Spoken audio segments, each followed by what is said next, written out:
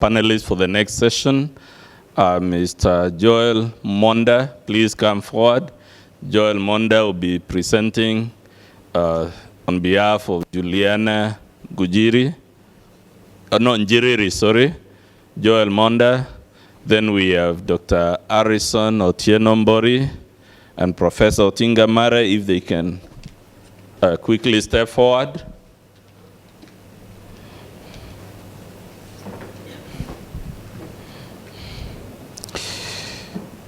So Joel Monda is a lawyer and is still doing his training. He completed his coursework for the LLB. He's an emerging voice on legal education in Kenya. Can we give him a round of applause? Dr. Harrison Mbori is a postdoctoral research fellow at the Luxembourg Center for European Law. If I'm mispronouncing Luxembourg, Dr. is because I come from Meru, and that's exactly what we do.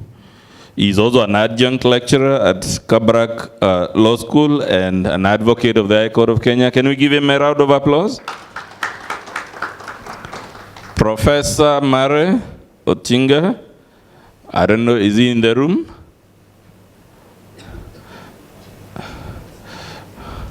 Okay, once Professor comes, you please someone usher him to the front. He is the founder and CEO of Madaraka University Corporation, and they will speak to us, as I said, on the theme of regional harmonization and standards in legal education. Dr. Let's begin with you. I'll give you 10 minutes. Then I'll give Joel Monda 10 minutes. If Professor comes, we'll give him 10 minutes. Thank you. You may use the mic next to you, or you can use the podium.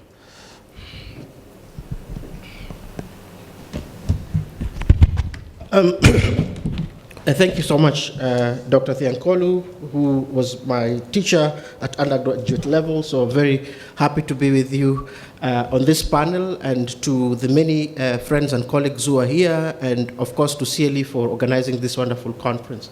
I do have some slide presentations because some slides for this presentation. This is a paper presentation, so I'd like to possibly ask that they be projected so that I can begin. The topic I'm dealing with is sovereign trust deficit and legal harmonization in the East African community. I have 10 minutes, so I'll try to go really fast and see whether I can deliver the points that I make in this paper and I intend to deliver to you. So the outline of the paper is as follows. I just have a general introduction. I'll tell you some legal imperatives, a bit of a conceptual framework, and tell you about regime complexity and then what is the sovereign trust deficit, and then I'll conclude with some concluding thoughts. The first thing I normally like to do is just tell you what is the main argument of my paper, my claim. My claim is that even if we do legal harmonization in the EAC, like in many other regional integration frameworks, we are still facing and will continue to face the weighty challenge of sovereign regulatory trust deficit. But I know you might ask yourself, what is this thing I'm calling sovereign trust deficit? The concept is possibly a simple one. This is the lack of mutual confidence among states within an integration effort of each other's regulatory system, standards, and conformity assessments. So it's a lack of trust that regulators have upon what the other party has. I think in our context, it is really accentuated by in cases of harmonization, because we now require mutual recognition and harmonization at the same time. And I'll tell you that those two things are different and difficult to do. I've had in this conference some talk about mutual recognition, but I've had a lot about harmonization, and I'm a bit skeptical about harmonization, and I'll tell you why I'm skeptical about harmonization. The reason why I'm skeptical, okay, so let me give you the legal imperatives. So we have a common market protocol in the East African community. I've had people say that it is only an intergovernmental organization. No, it is much more than that. Maybe not as supranational as we want it to be, but it is close to one. And the Common Market Protocol in Article 11.1b requires some harmonization. It requires the harmonization of, curricula, examination, standards, certification, accreditation of educational and training institutions. That is what is required. We need to harmonize that. That's what the treaty is saying. Pursuant to this, at the moment, what we have is some regulations. They're still in draft. There have been 2 regulations, 2011 and 2022. And the reason why this regulation is still in draft is also because of a sovereign trust deficit. I think Burundi and DRC, at the time that they were concluded, weren't able to sign at that particular time.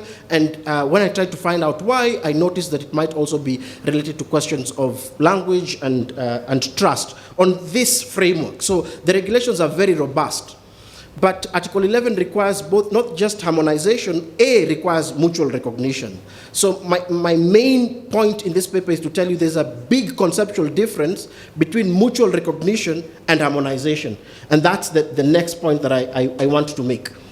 In order to understand this difference, in my slide, I tell you how there are 5 factors you need to think about in order to distinguish mutual recognition, harmonization, and I will talk about national treatment. So mutual recognition is this idea that you do not need to make everyone have the same or similar regulations, but you will have some equivalence and say, I recognize the other's regulations as similar to mine, and therefore I will allow them in.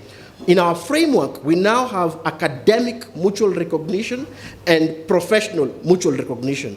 And at least for this conference, what is more important is academic mutual recognition. But we haven't been talking about academic mutual recognition. What we have been talking about is harmonization of academic qualifications. And now I'm going to tell you why these 2 things cannot be done together at the same time, why harmonization is difficult, and why maybe we should do mutual recognition. The first reason is because for mutual recognition, the home country regulatory authorities maintain control. So this is good for CLE. They don't have to, or any other regulators, it's just not true for CLE. They don't have to cede much of their regulatory authority.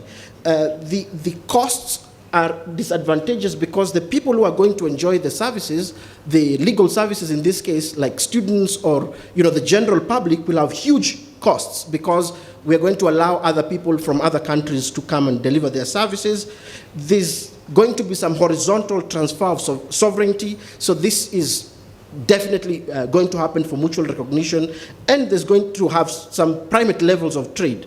But in order for mutual recognition to happen, there have to be some market freedoms. And we still don't have enough market freedoms in the region. I was going to Uganda recently, 2 weeks ago, and I don't know, it sounded like a miracle to me. Someone at the airport asked me for my visa, and I was absolutely shocked. I said, visa? The last time we went to Uganda, we've never needed a visa for Uganda for a long time. They said, oh no, they're changing some regulations, we don't know. So this is Uganda, so you can imagine Tanzania is sometimes a little bit worse because you ask, what are you going to do? Yeah, where's your document? You are appointed for East Africa Court of Justice. Where are those documents? I need to see them. So we are not even moving freely.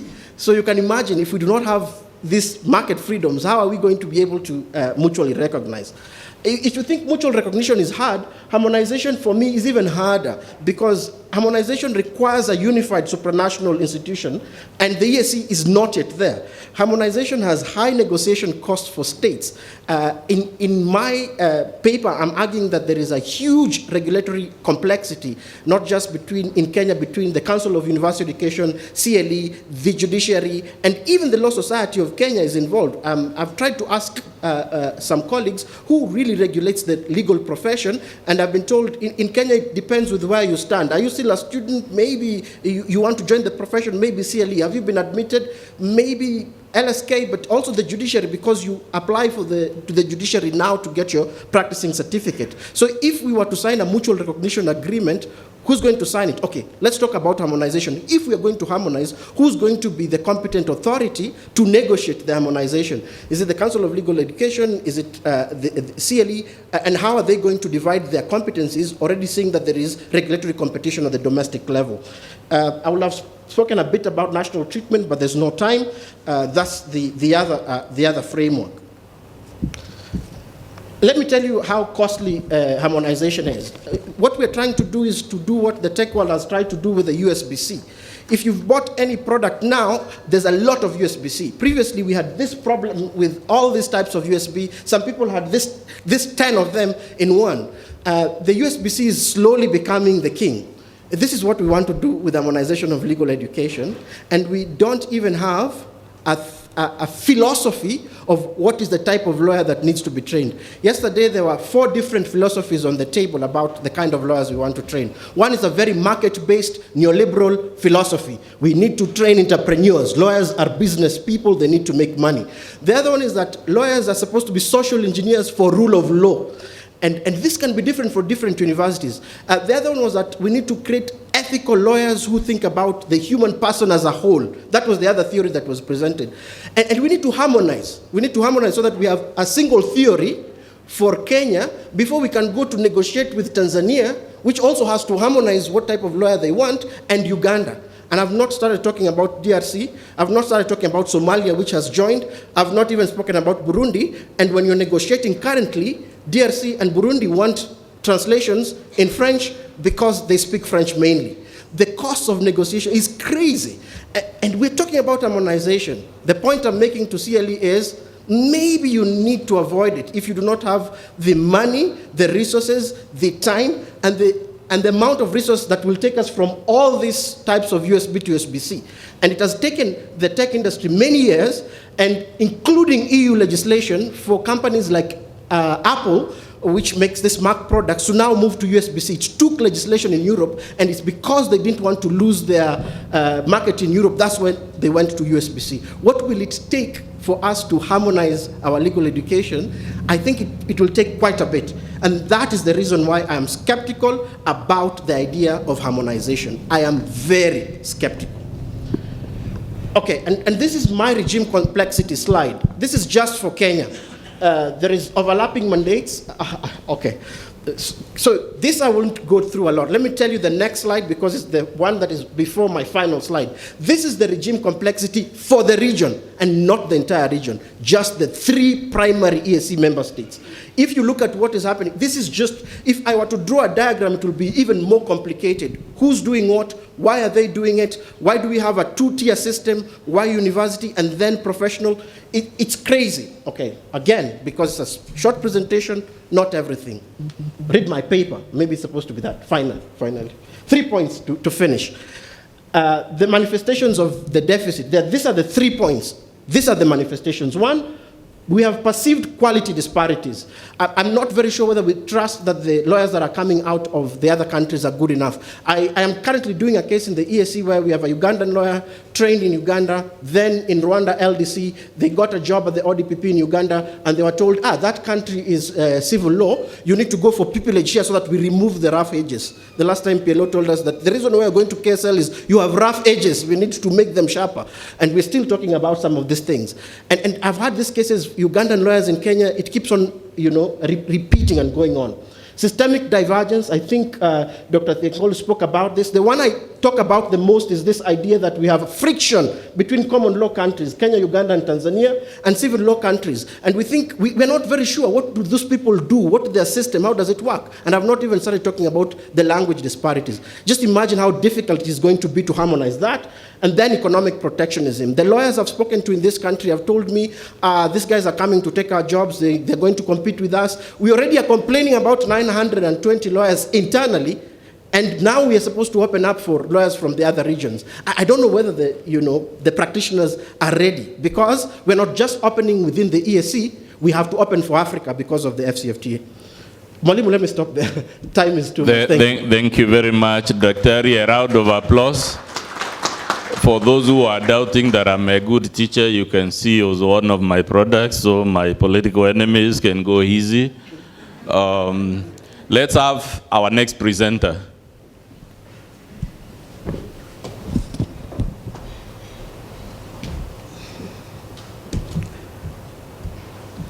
The CEO, Council of Legal Education, and all protocols observed, good afternoon.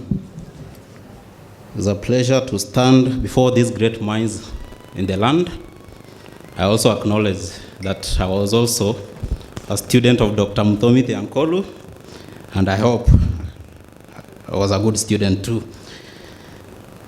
I'm privileged to stand before you to present a paper, and because you have always been told it is not right to speak much than more than your elders, I'll try to be as brief as possible. This paper, I co-authored it with Honorable Juliana Nziriri Weke, who would have liked to be with us here, but she has been called for an official duty, so I tender her apologies. Now, we co-authored a paper entitled Curricula Without Borders, a strategic framework for harmonizing legal education standards across Africa's trade blocs.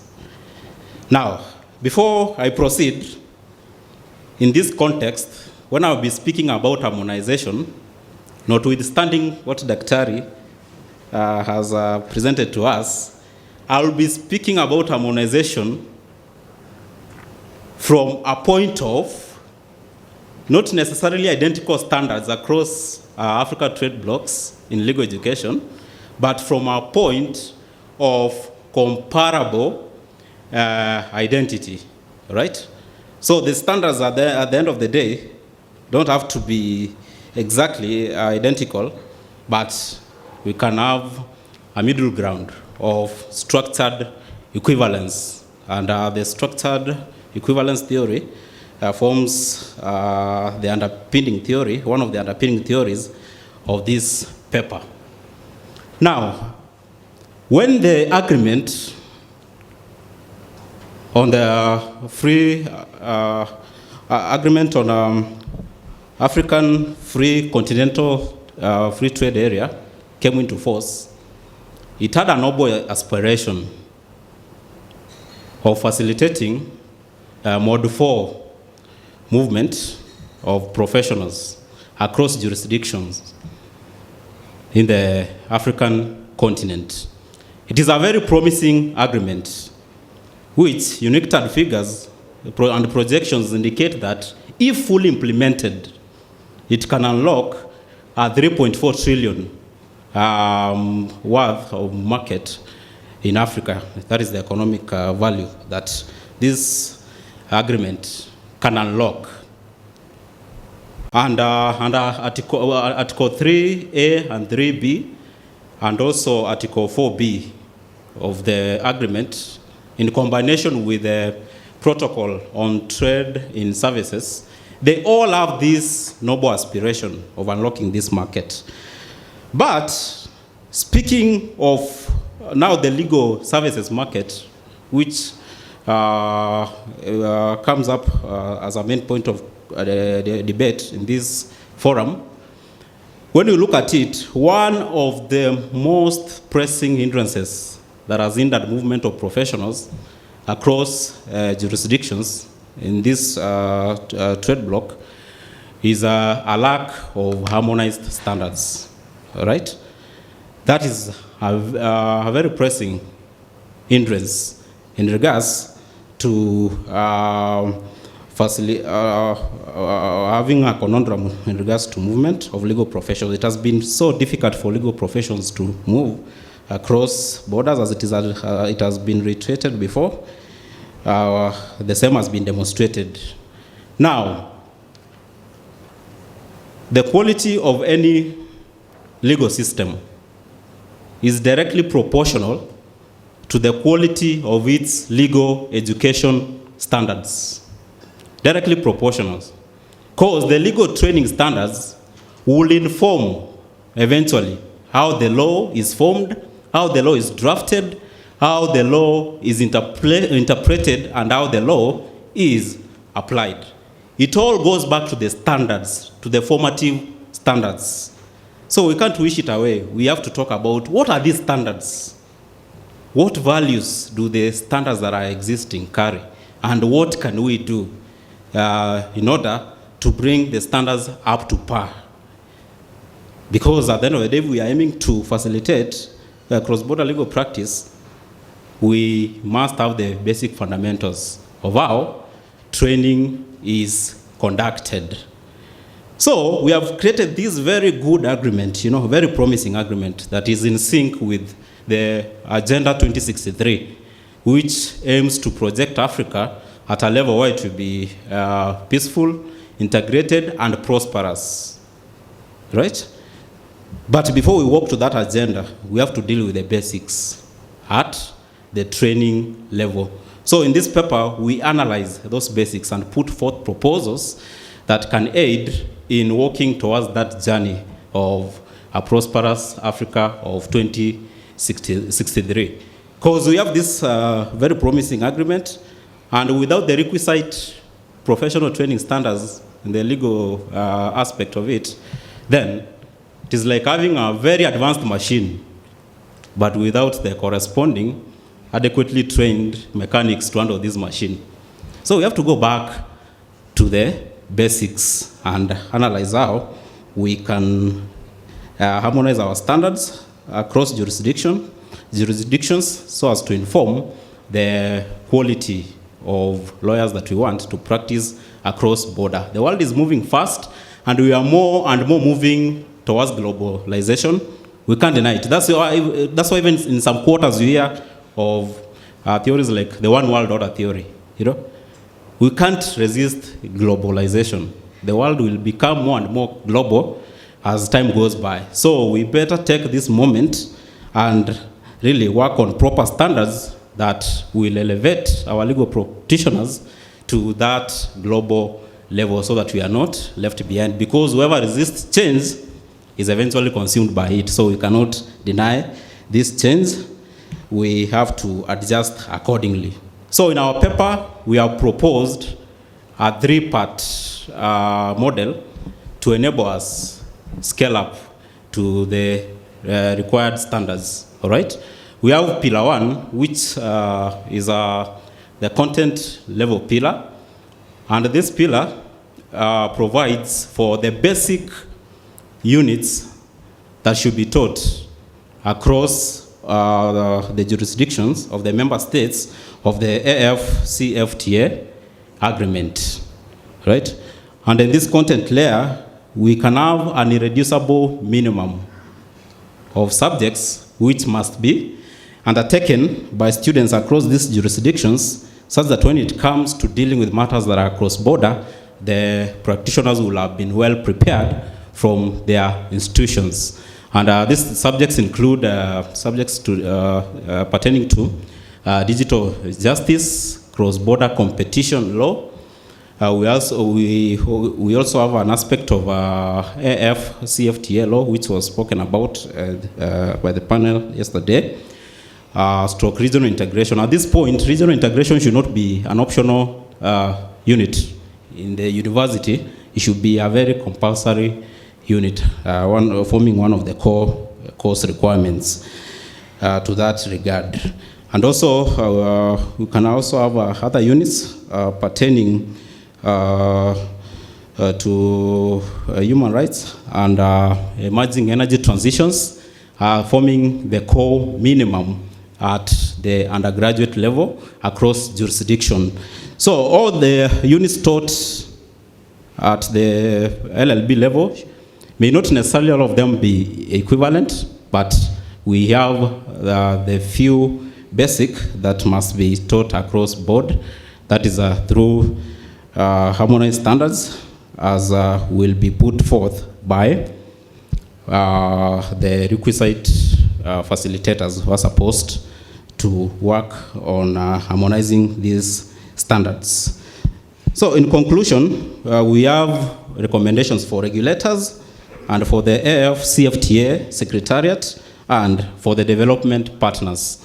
All of them should work in harmony to harmonize these standards by building joint curriculum review panels and also embedding technological legal training as a key pillar in the training process.